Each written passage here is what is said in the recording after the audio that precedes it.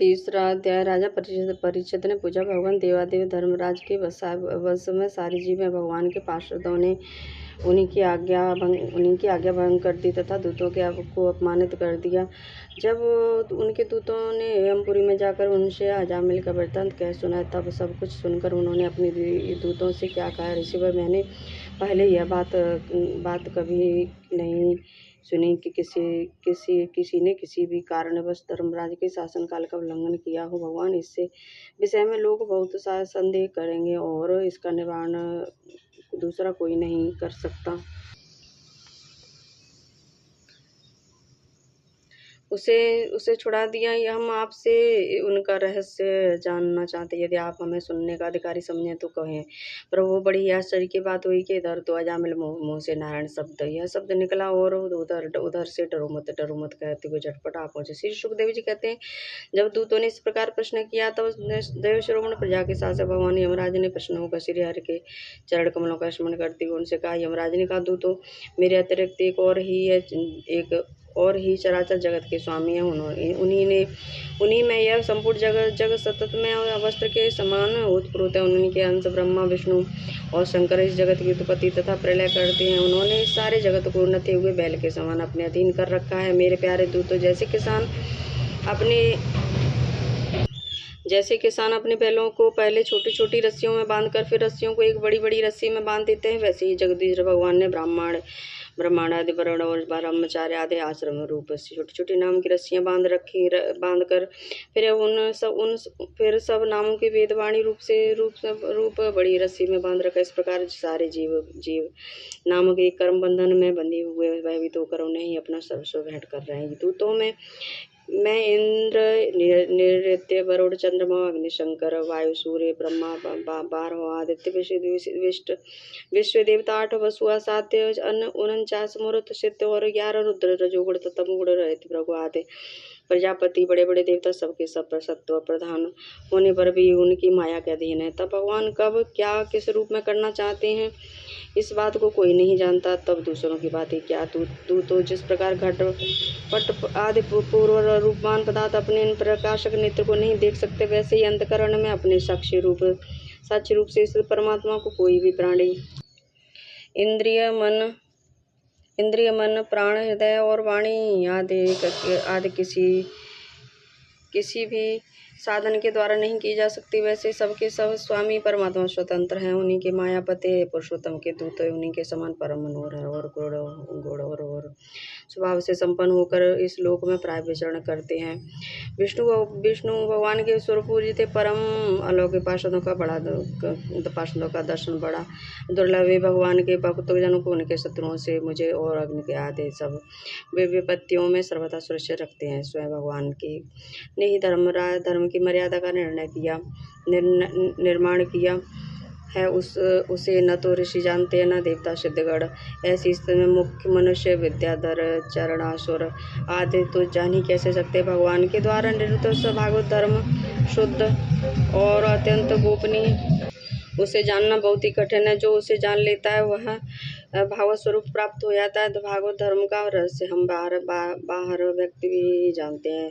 ब्रह्मा जी, देव ऋषि, नारद, भगवान शंकर, संत कुमार, कपिल देव, स्वयंभू, मनु, प्रहलाद, जनक, भीष्म पितामह, बलि, सुखदेव जी और मैं धर्मराज इस जगत में जीवों के लिए बड़ा बस यही सबसे बड़ा कर्तव्य परम धर्म है कि वे नाम कीर्तन आदि उपायों से भगवान के चरणों में भक्ति भाव प्राप्त कर लें। प्रिय दूतों, भगवान के नामोच्चारण की महिमा तो देखो। अजामिल जैसा पापी भी एक बार नामोच्चारण करने से मृत्यु पास से छुटकारा पा गया। भगवान के गुण, लीला और नामों का भली भांति कीर्तन मनुष्य के पापों का सर्वथा विनाश कर देता है। यह कोई उसका बहुत बड़ा फल नहीं है, क्योंकि अत्यंत पापी में अजामिल मरने के समय चंचल चित्त से अपने पुत्र का नाम नारायण उच्चारण किया। इस नाम मात्र से ही उसके सारे पाप तो छीड़ हो ही गए, मुक्ति भी प्राप्त हो गई। बड़े बड़े देव विद्वानों की बुद्धि भी भगवान की माया से मोहित हो जाती। कर्मों के मीठे मीठे फलों का वर्णन करने वाले अर्थ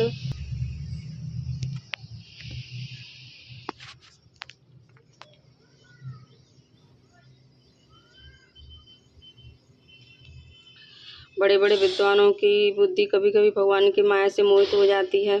वे कर्मों के मीठे मीठे फलों का वर्णन करने वाली अर्थात अर्थवादी रूपड़ी वेदवाणी ही मोहित हो जाते हैं, और यदि यज्ञादि बड़े बड़े कर्मों में ही संलग्न रहते तथा इस सुगमता में सुगम भागवत भगवान नाम की महिमा को नहीं जानती है। कितने खेद की बात है। प्रिय दूतो बुद्धिमान पुरुष ऐसा विचार कर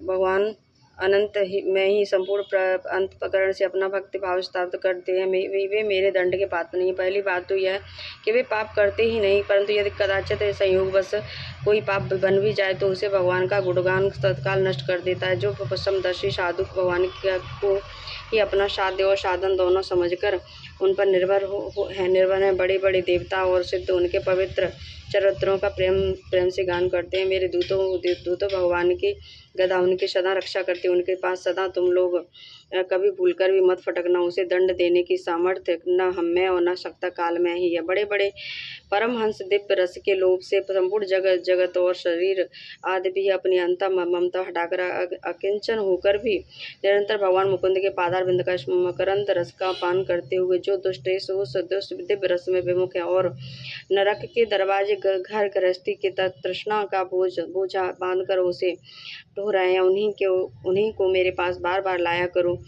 जिनकी जीव भगवान के गुणों और नामों का उच्चारण नहीं करती, जिनका चित्त व चरणारविंदों का चिंतन नहीं करता और जिनका सिर एक बार भी भगवान के श्री कृष्ण के चरणों में नहीं झुकता, वो भगवत सेवा विमुख पापियों को भी मेरे पास लाया करो। आज मेरे दूतों ने भगवान के पार्षदों का आधा अपराध करके स्वयं भगवान का ही तिरस्कार किया है। यह मेरा ही अपराध है। पुराण पुरुष भगवान नारायण हम लोगों का यह अपराध क्षमा करें। हम अज्ञान होने पर भी उनके निर्जन और उनकी आज्ञा पाने के लिए अंजलि बांधकर सदा उत्सुक रहते हैं। अतः परम महिमा मनवित भगवान के लिए यही योग्य है कि वे हमें क्षमा करें हैं। ये मैं उन सर्वंतरामी एक रस अनंत प्रभु को नमस्कार करता हूँ। श्री सुखदेव जी कहते हैं, परीक्षित, इसलिए तुम ऐसा समझ लो कि बड़े बड़े से बड़े पापों का सर्वोत्तम अंतिम पाप वासनाओं को भी निर्मूल कर डालने वाला प्रायश्चित यही है कि केवल भगवान के गुणों, लीलाओं और नामों का कीर्तन किया जाए। इसी से संसार का कल्याण हो सकता है। जो लोग बार बार भगवान के उदार और कृपापूर्ण चरित्रों का वर्णन कीर्तन करते हैं, उनके हृदय में प्रेममयी भक्ति का उदय हो जाता है। उस भक्ति में से जैसी आत्म शुद्धि होती है, वैसे ही कुछ चंद्रयान आदि व्रतों से नहीं होती। जो मनुष्य भगवान श्री कृष्ण के चरणारविंद का मकरंद का रस का लोभी ब्रह्मण है, स्वाभाविक ही माया के आपात रम्य दुखद और पहले से ही छोड़े हुए विषयों में फिर नहीं रमता, किंतु जो लोग उस दिव्य रस में विमुख है, कामनाओं ने जिनकी विवेक बुद्धि पर पानी फेर दिया है, वे अपने पापों का मार्जन करने के लिए पुनः प्रायश्चित रूप कर्म ही करते हैं। इससे होता यह है कि उनके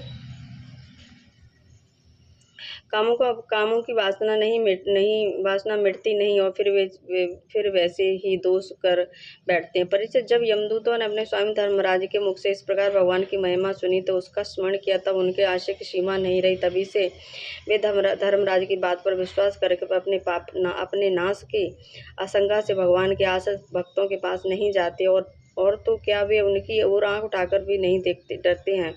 प्रिय परीक्षित, इस इतिहास परम गोपनीय अत्यंत रहस्यमय पर्वत विराजमान भगवान अगस्त्य जी ने श्री हरि की पूजा करते समय मुझे यह सुनाया था। श्री भागवत महापुराण की जय।